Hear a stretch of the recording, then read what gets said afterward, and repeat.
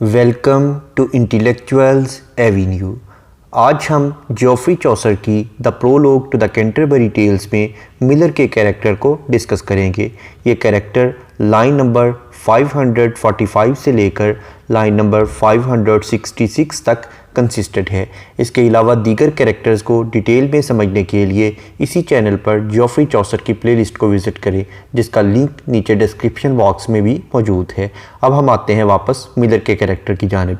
Point कहता है the miller यानी miller was a stout carl. वहाँ एक मिलर भी था, यानी एक चक्की वाला शख्स भी मौजूद था जो कि चक्की चलाता था। स्टाउट यानी वो एक बहुत ही मोटा ताज़ा, कार्ल यानी साथी था, फॉर द नॉन्स यानी उस मौके पर हमारे साथ एक चक्की वाला शख्स भी मौजूद था जो कि इंतहाई सेहतमंद और मोटा ताज़ा इंसान था।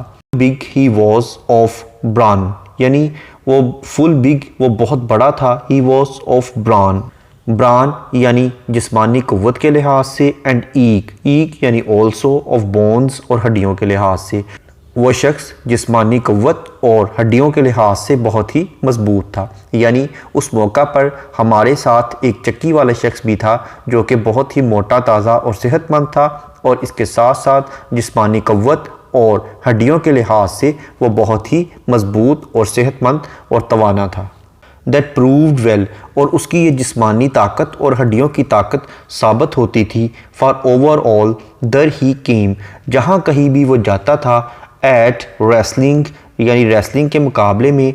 ही वुडे हैव ऑलवे द रैम, उसने हमेशा रेसलिंग के जो मुकाबले होते थे उसमें एक मेंढा इनाम के तौर पर जीता था। यानी जब भी कुश्ती का कोई मुकाबला होता, वो किसी भी कुश्ती के मुकाबले पर जाता तो उसकी जिस्मानी क़ुव्वत और हड्डियों की क़ुव्वत इस चीज़ से साबित होती थी कि वो कुश्ती जीत जाता और इनाम के तौर पर उसे एक मेंढा दिया जाता था।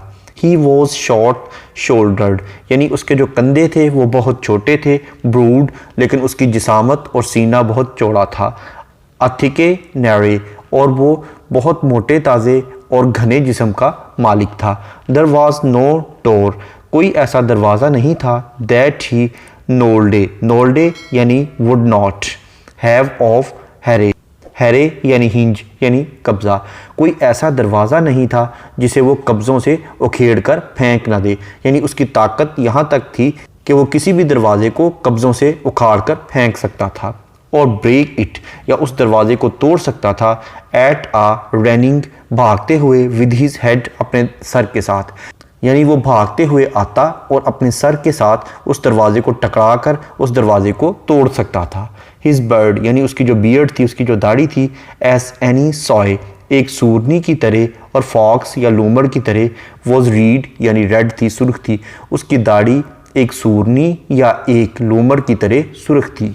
एंड दर टू, और इसके साथ साथ ब्रूड यानी ब्रॉड थी, चौड़ी थी। एज दो इट वर आ स्पेड यानी एक बेलचे की मानिंद, उसकी दाढ़ी एक बेलचे की मानिंद बहुत ज़्यादा चौड़ी थी। अपॉन द कॉप यानी नोक पर। Right of his nose he had a, वो अपने नाक की नोक पर रखता था। यानी उसके नाक की नोक पर क्या चीज़ थी वो नेक्स्ट लाइन में बयान करता है। अ वर्टे यानी एक महासा था, एक कील था उसके नाक की नोक पर। And thereon stood a loft of hairs, और उसके जो नाक की नोक थी उस पर एक महासा था और उस कील या महासे के ऊपर बालों का एक गुच्छा था। रीड यानी रेड था, सुर्ख था। As the bristles of a sow's ears, यानी एक सूरनी के जो कान पर बाल होते हैं उसके बालों की तरह ही इसकी दाढ़ी का रंग भी सुर्ख था।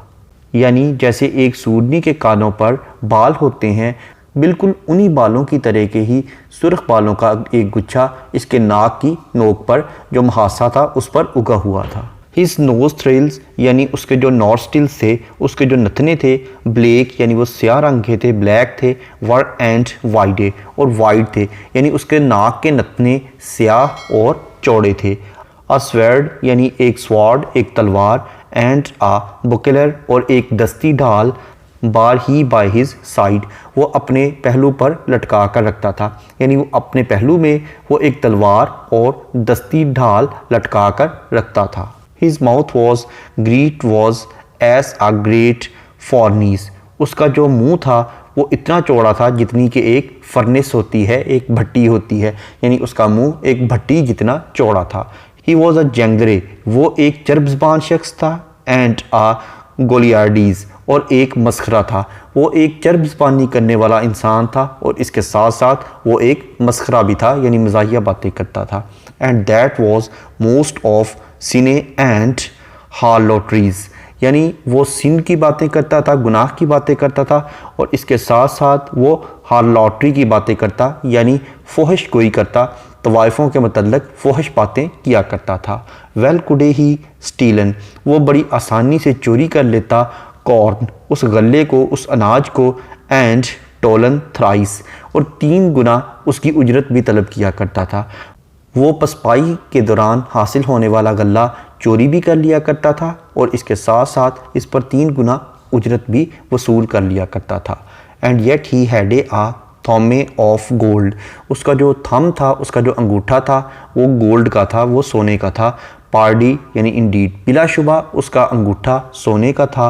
अ वाइट कोटे, यानी एक सफ़ेद रंग का कोट वो ज़ेब तन करता था। एंड अ ब्लू, और एक नीले रंग का हुड, सरपोश, वियर्ड ही वो पहना करता था। वो सफ़ेद कोट और नीले रंग का सरपोश ज़ेब तन किया करता था। अब बैगेपी यानी एक साज जिसे पूंगी कहते हैं। Well Kude he blue and सोने, यानी वो फूंक मारकर उस पूंगी साज को बड़ी अच्छी तरह से बजा सकता था। एंड देयर विदल यानी एंड विद दैट ही ब्रॉटे अस, वो हमें लेकर आया था आउट ऑफ टाउन, यानी टाउन से बाहर। वो उसी पूंगी साज को बजाते हुए ही हमें कस्बे से बाहर लेकर आया था। Thank you for attending this lecture.